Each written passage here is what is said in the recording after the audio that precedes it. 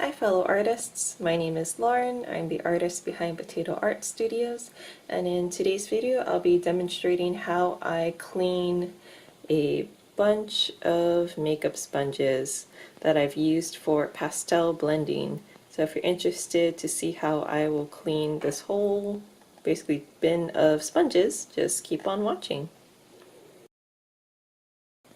So to clean my sponges, I have my dirty sponges here. The soap I've been using is just a very basic soap. This one is from Eco Tools. It's nothing special. Any mild soap will really do it.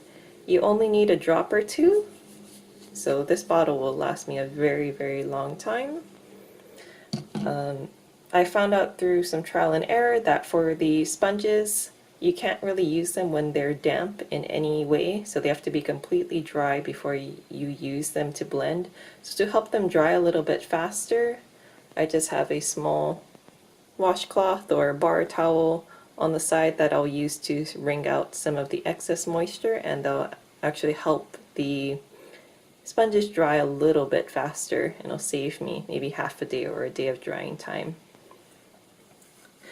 So if you're wondering why I have so many sponges, I found that these sponges are really great to use to blend pastel. So I'll show you a couple of pictures on the screen here of some of my more recent pastel drawings. For example, this blue one, I distinctly remember I used it to blend the black or the blue background of a pastel drawing I did of a cat, and so I accidentally made the background too dark, so I actually used this whole sponge to remove some of the blue that I didn't want so that I could apply a new color. So I treat these basically as a blending tool or eraser, and so you can kind of tell by looking at the sponges what color I've been using because you can see traces of it on here. So a lot of them are used for background color blending because I like to have a very smooth gradient on my backgrounds of my pastel pieces. So most often you'll see blue, green, or brown because that's the colors I typically use most often. You can also see down here I have a few little micro or mini sponges, and these are really excellent if you squeeze them. You can do very pinpointed and targeted areas of blending. But because the sponge picks up some of the pastel, these are kind of like one-time use sponges, so once they get dirty, I usually just keep them in this bin until I have enough to wash them, like I'm going to do now. So if you are familiar with makeup, I believe Beauty Blender is a very common sponge that's shaped more like this than anything. But those sponges are about $20 for one, so I don't use beauty blenders to blend my pastel work because that would be a waste. Instead, I just use the $1, $2 sponges that I find at my dollar store or on clearance somewhere, and I stock up and purchase a handful at a time. So I have about a dozen sponges that I'm gonna wash, and you can watch me clean up my whole batch of sponges. So for this first sponge, I'm going to show how I clean it in real time. And I always start off by just rinsing the sponge underwater, and that will just remove the loose pastel dust off the surface. Then I'll just take that brush soap that I showed you earlier, and I only put a drop or two, so it's really not that much. And the soap will work its way into the entire sponge. I will caution you that if you put more than a few drops, like I showed you, you will spend about 10 minutes rinsing your sponge. So it's better to put less soap than more soap, and that'll definitely save you some time when you're cleaning your sponge. So after just squeezing the sponge between my two hands about a dozen times, that will actually remove the majority of the pastel. And so I will just give it a final wring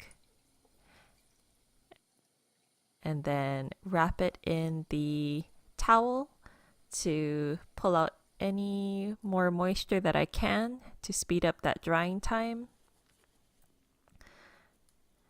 And I give it another few good squeezes. And that should be it for the first sponge.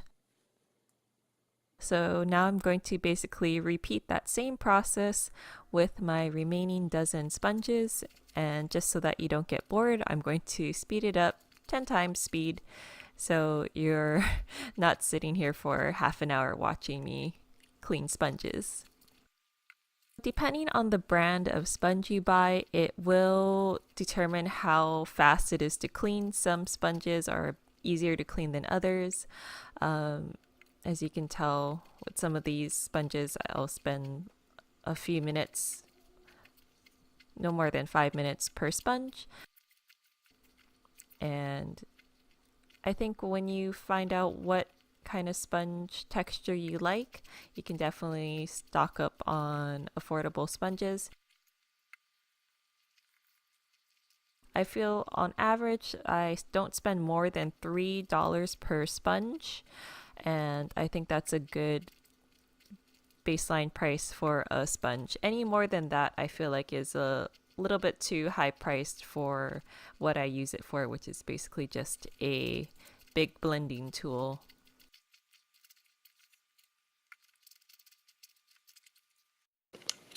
Okay, so here are all my sponges cleaned. You can see that for some of the sponges, like this white one here, the blue pastel really penetrated through the sponge. So it's still blue, but on the surface it is clean. So when I go to erase a future drawing or blend, the blue isn't going to actually transfer because it's actually pretty deep inside the sponge. So the main purpose of washing your sponge is to get rid of that surface layer of pastel so it doesn't negatively impact your drawing that you're trying to blend. But you can see that the sponges have all increased in size quite a bit. So I would not have them dry like this in a all together like that. I would lay them flat on a towel and just let them air dry for about a day.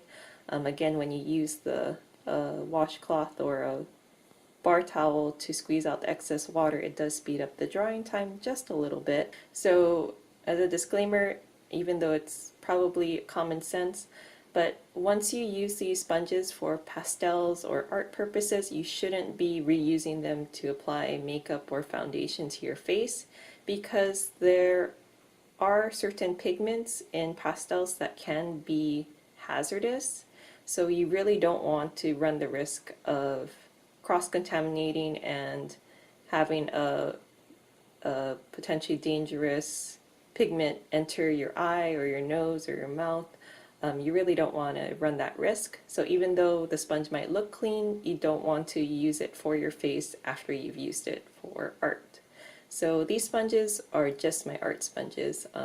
I do have a few sponges or beauty blenders that I do use for makeup, but that is completely separate, and I never want to cross-contaminate the two, so I keep them separate at all times.